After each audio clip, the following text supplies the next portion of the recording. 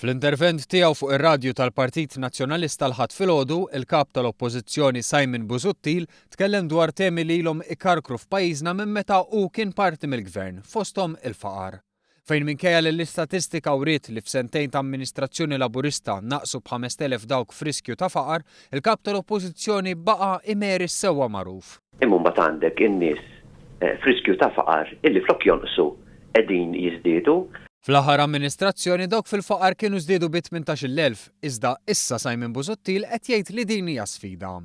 U wara li l-gvern diġà żied il-pensjonijiet, Busuttil qal li għandhom jiżdiedu.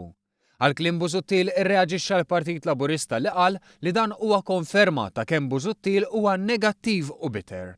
Il-Partit Laburista qal li dan il-gvern qed isolvi l-problemi li ħalla gvern nazzjonalista permezz ta' aktar investiment li jġib impjiegi ta' kwalità u li qed iwassal għall-inqas rata ta' qatt u tnaqqis ta' persuni mir-riskju tal-faqar. Fakkar kif tħabbru wkoll proġetti ta' housing, ittieħdu azzjonijiet fuq fish farms illegali u fuq Manuel Island biex jingħata aċċess liċ-ċittadini, kif ukoll sar xogħol biex l-Ene Malta u l-Gozo Channel illum huma sostenibbli.